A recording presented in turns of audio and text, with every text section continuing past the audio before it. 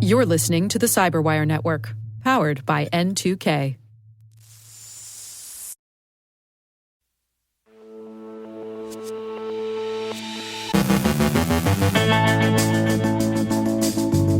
The Internet Archive gets breached and DDoSed. Dutch police arrest the alleged proprietors of an illicit online market.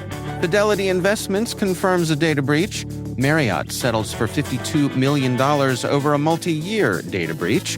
Critical updates from Mozilla, Fortinet, Palo Alto Networks, VMware, and Apple. Mongolian skimmer targets Magento installations. On our Industry Voices segment, we speak with Ben April, Chief Technology Officer at Maltego Technologies, about overcoming information overload, challenges in social media investigations. And bankruptcy pulls back the curtain on a data brokerage firm.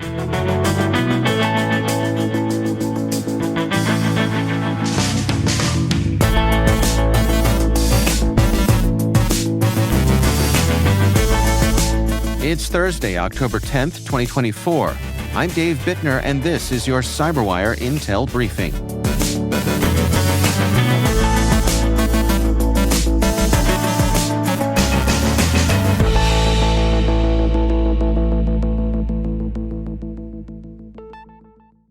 Thanks for joining us here today.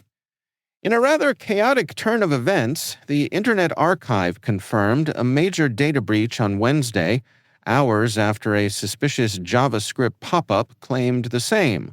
Security researcher Troy Hunt, who runs Have I Been Pwned, verified that the breach exposed 31 million email addresses, usernames, and bcrypt password hashes dating back to September. The breach comes on top of a wave of distributed denial-of-service attacks that have intermittently taken the site offline. Despite multiple requests, the Internet Archive remained silent until founder Brewster Cayley acknowledged the breach and DDoS attacks on X-Twitter, stating they had disabled the compromised JavaScript library and were upgrading security. Troy Hunt, who received the stolen data on September 30th and warned the archive on October 6th, was sympathetic, given the archive's current predicament. The organization is not only battling ongoing cyber attacks, but also facing multiple legal challenges, including a looming $621 million copyright lawsuit. Though Hunt wished for earlier disclosure, he urged understanding, reminding everyone that the Internet Archive, a nonprofit, is doing great work despite the relentless challenges. The alleged administrators of the Bohemia and Cannabia dark web marketplaces have been arrested following an investigation by Dutch police. These marketplaces, which dealt in illicit goods like cannabis and DDoS tools, reportedly conducted around 67,000 transactions monthly, with a record turnover of 12 million euros in September of 2023. The operators allegedly made 5 million euros before shutting down the sites and attempting an exit scam to flee with the funds. Despite their efforts, law enforcement agencies from the Netherlands, Ireland, the UK, and the US continued the investigation, leading to 2 arrests, one in the Netherlands and another in Ireland. Dutch authorities emphasize that this operation demonstrates that the dark web is far less anonymous than many users believe, thanks to international cooperation. Fidelity Investments, one of the world's largest asset managers, confirmed that personal information of 77,000 customers was compromised in an August data breach. The breach occurred between August 17th and 19th, when a third party accessed data using 2 recently established customer accounts. Fidelity detected the activity on August 19th and terminated the unauthorized access. While no Fidelity accounts or funds were accessed, it remains unclear how the breach affected thousands of customers. Fidelity has not disclosed the types of data compromised. Marriott has agreed to a $52 million settlement with 50 U.S. states over a multi-year data breach that affected over 131 million American customers. The breach, which occurred between 2014 and 2018, exposed 339 million global guest records, including personal details, unencrypted passport numbers, and payment information. Marriott acquired Starwood in 2016 during the period of the breach, and attackers accessed the Starwood Guest database undetected for 4 years. The settlement resolves allegations that Marriott violated consumer protection and data security laws. Marriott has agreed to enhance its cybersecurity practices, including implementing a comprehensive information security program. The UK also fined Marriott $24 million in 2020. Marriott emphasized it admitted no liability, but is committed to improving its data security practices worldwide. We've got a number of critical updates to report on today. Mozilla has issued a critical security patch for Firefox, addressing a code execution vulnerability in the browser's animation timelines. This use-after-free flaw is actively being exploited, prompting advisories from national cybersecurity centers in Canada, Italy, and the Netherlands. The vulnerability, discovered by ESET's Damien Schaefer, has been rated 9.8 by the National Vulnerability Database, with high impacts on confidentiality, integrity, and availability. CISA has revealed active exploitation of a critical remote code execution vulnerability in FortaOS. This flaw allows unauthenticated attackers to execute commands or arbitrary code on unpatched devices via the FGFMD daemon, which manages authentication requests and keep-alive messages on FortiGate and FortiManager. Fortinet patched the flaw in February, advising administrators to restrict FGFMD access and implement local-in policies to reduce the attack surface. Palo Alto Networks has issued an urgent warning about critical vulnerabilities in its Expedition solution, which could allow attackers to hijack PAN-OS firewalls. The most recent flaw has a CVSS score of 9.9 and allows unauthenticated attackers to run OS commands, potentially exposing usernames, passwords, and API keys. Other vulnerabilities include command injection, SQL injection, and cross-site scripting issues. Although no evidence of exploitation exists, public exploit code is available. Palo Alto urges users to update to the latest Expedition version and rotate credentials immediately. VMware issued a critical advisory addressing multiple vulnerabilities in its NSX and Cloud Foundation products. These include a command injection vulnerability allowing attackers to execute arbitrary commands as root, a local privilege escalation vulnerability that lets authenticated users gain higher permissions, and a content spoofing vulnerability enabling attackers to redirect victims to malicious domains. Rated as moderate risks, VMware urges users to update to the latest fixed versions as no workarounds are available. And a critical vulnerability affecting iTunes for Windows has been discovered, allowing unauthorized users to gain elevated access and potentially compromise system security. The issue stems from improper permission setting in a key directory, enabling attackers to exploit this flaw for administrative access. Apple released a fix on September 12th, and users are urged to update immediately. Organizations with unmanaged Windows systems are particularly vulnerable and should act quickly to patch their systems.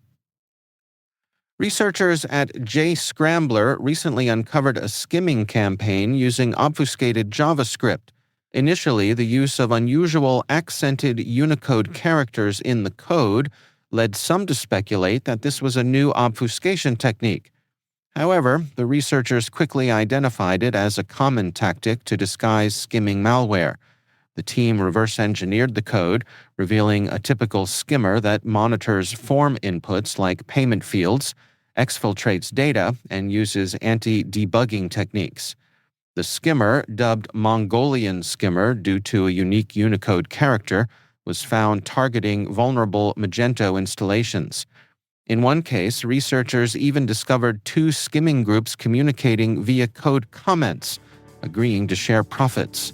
Despite its obfuscation, the skimmer's tactics were relatively standard and easy to reverse.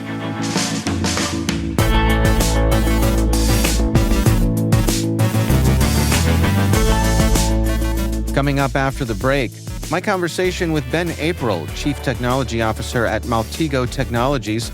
We're talking about overcoming information overload. Stay with us.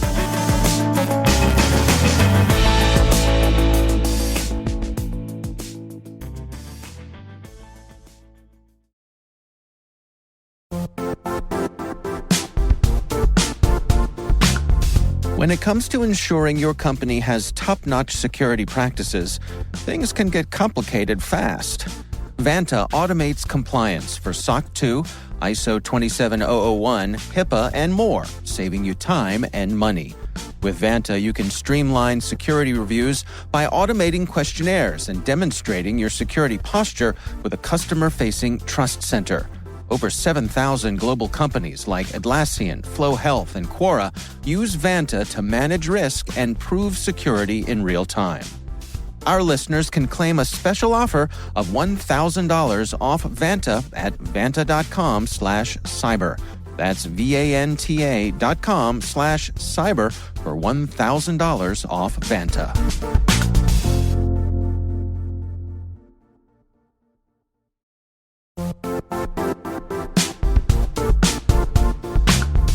And now, a word from our sponsor, Cortex. Security teams face a barrage of more security tools create more complexity. More devices need protection. More specialized focus areas create more silos. The security landscape is changing fast. How can security operations transform to meet current threats?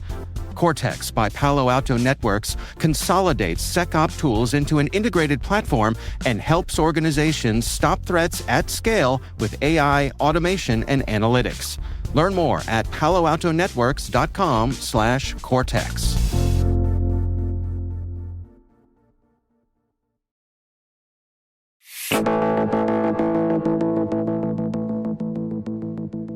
Ben April is Chief Technology Officer at Maltego Technologies.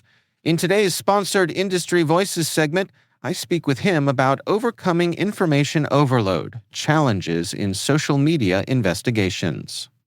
Social media is kind of a huge piece of what we do these days. I mean, if you think about how much time people spend in their day-to-day lives posting things on social media, it becomes a massive source of information in just about any community of interest. One of the key features we've got to keep in mind is that even if your subject, whoever you're investigating, isn't posting themselves, chances are friends, family, relatives, still include them in posts and pictures and things like that. So it's pervasive and it's pretty powerful.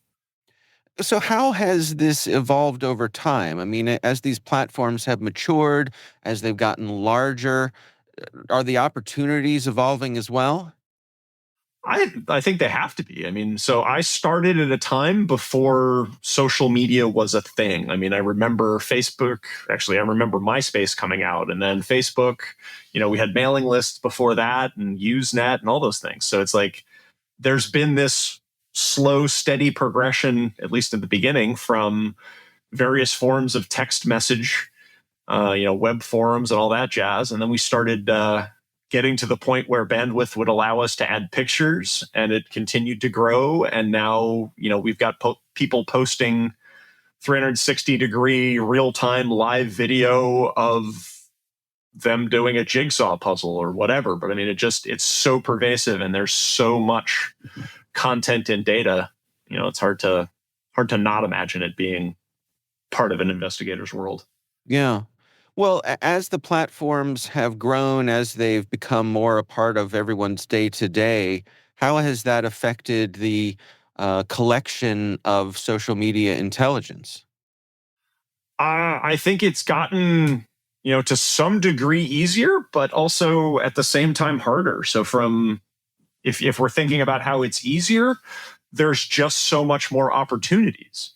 So many services, so many systems. But if you're going the other way and you're looking at the difficulty, you've got multiple types of collections. So are you trying to do real time? Meaning, I want to know what my actor is doing every step of the day. Are you trying to do kind of a historical longitudinal study on what they're doing, what they're accessing, what they're interested in, who they're interacting in? Every service has slightly different approaches for how they do this. Every service has different use policies and how, are you allowed to collect the data? Do they offer pay for services where you can download it directly? Do you have to, create sock puppets and scrape it? It's just a whole universe that you've got to kind of get wrapped up in. Yeah. Yeah, it's my perception, certainly, that these platforms have gotten a lot noisier, the proliferation of bots. And now, of course, AI-driven bots. So, I mean, I suspect as we talk about, kind of looking for a needle in a haystack, it seems to me like that haystack has gotten a lot bigger. I mean, there was a time we measured that haystack in, terabytes, and I'm sure we'd be talking about yottabytes or something like that at this point, just the massive scale. And really, we get to some interesting computer science challenges when you start to talk about, how is it indexed and how can I seek through and find the thing I'm actually looking for? And you're absolutely right. You've got bots everywhere.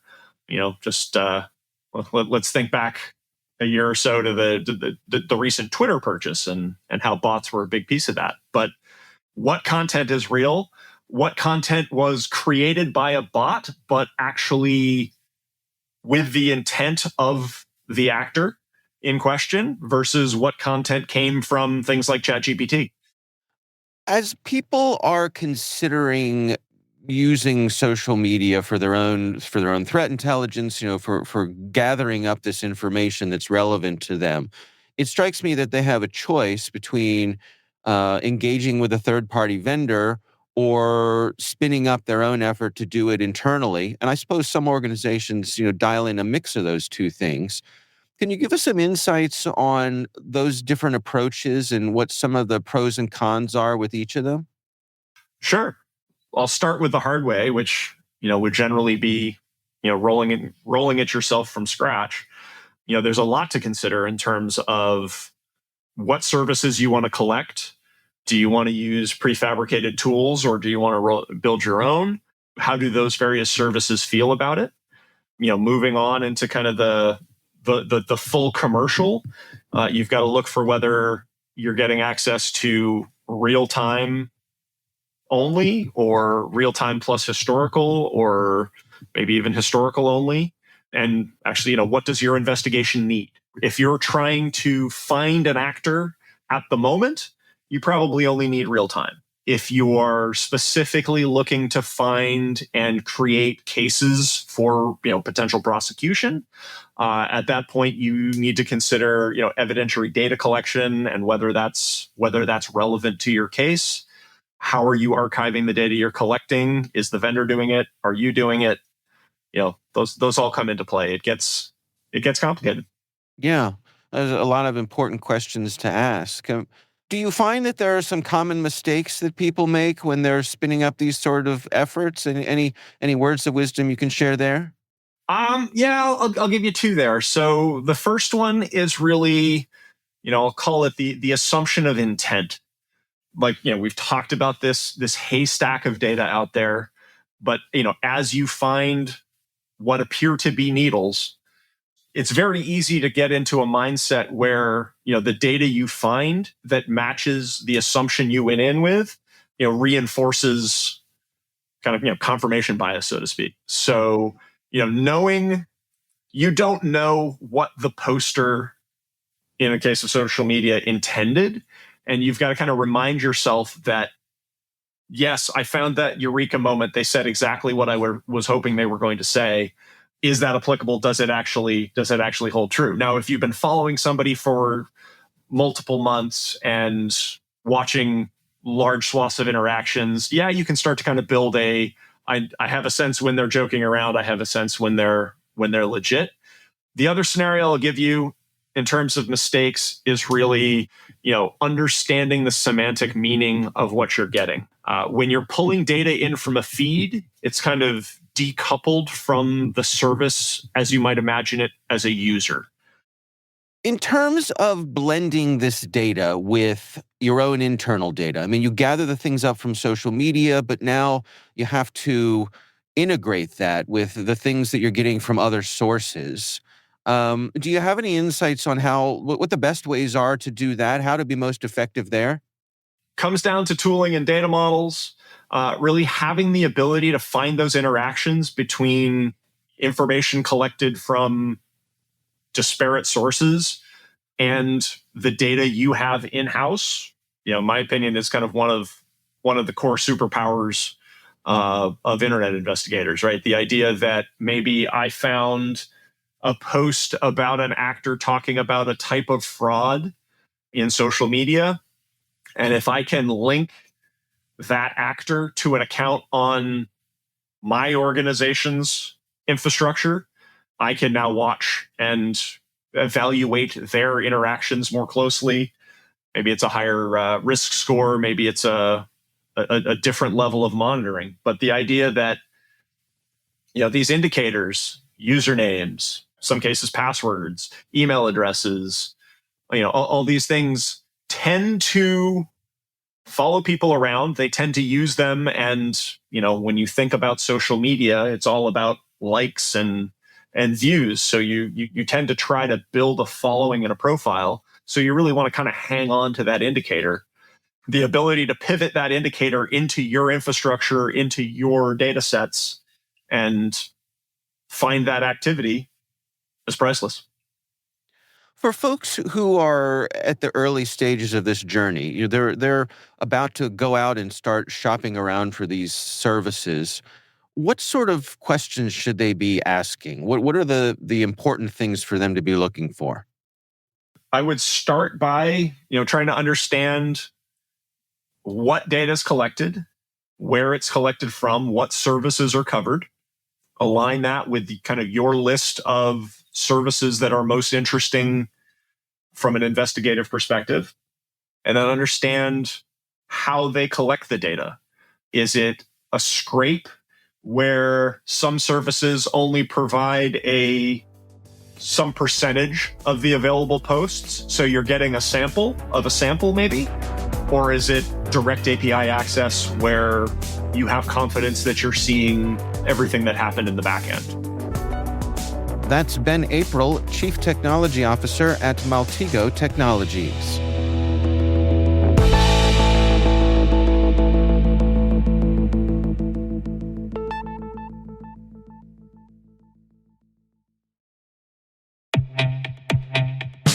Around every entry point and every clever attacker, Vectra sees the attacks others can't. How? Vectra has AI on it.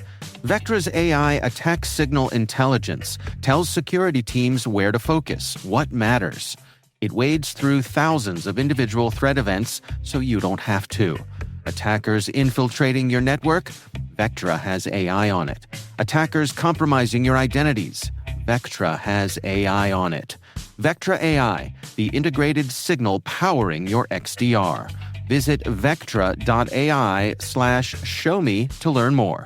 That's vectra.ai/showme to learn more.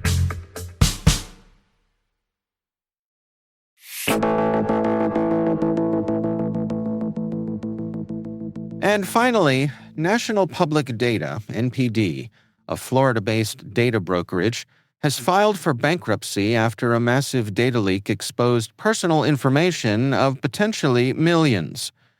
The fun started in June when the hacking group US DoD posted 277 gigabytes of data from NPD, offering it for $3.5 million. Initially, NPD downplayed the breach, claiming only 1.3 million people were affected. But in bankruptcy filings, NPD conceded the true number could be hundreds of millions. The breach exposed sensitive details like Social Security numbers, prompting lawsuits and regulatory investigations. To make matters worse, NPD's financial situation looks as shabby as their data security, listing assets like 2 HP Pavilion desktops worth $200 each, a ThinkPad laptop at $100, and 5 Dell servers. With more than a dozen class action lawsuits looming and regulators closing in, the business admits it can't cover liabilities. Adding a final twist, the company also owns some eyebrow-raising domains like asseeninporn.com. Unsurprisingly, privacy experts warn that this fiasco highlights the urgent need for stronger data protection laws, as the data brokerage industry remains the Wild West of personal information.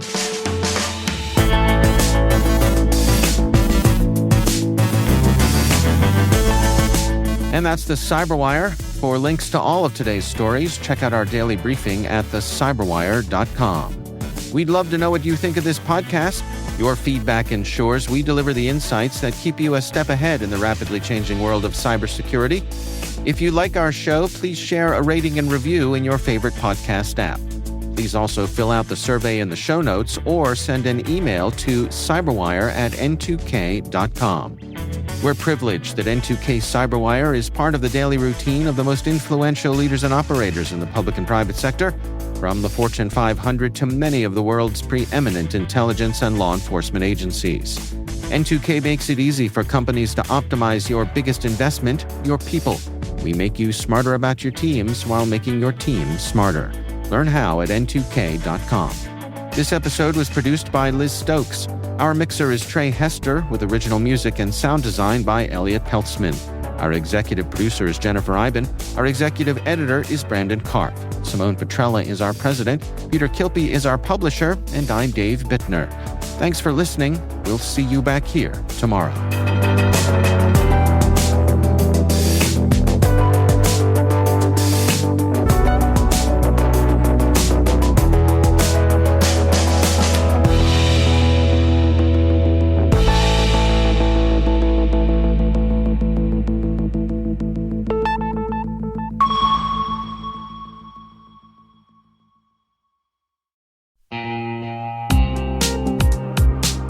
Now a word from our sponsor, the Johns Hopkins University Information Security Institute, currently seeking qualified applicants for its innovative Master of Science in Security Informatics degree program. Study alongside world-class interdisciplinary experts and gain unparalleled educational, research, and professional experience in information security and assurance. Interested U.S. citizens should consider the National Science Foundation's CyberCore Scholarship for Service program, which covers tuition, required fees, university-sponsored health insurance, and a $6,000 annual professional development allowance, as well as providing a $37,000 additional annual stipend. Apply for the scholarship and the spring semester by November 15th. Learn more at cs.jhu.edu/MSSI.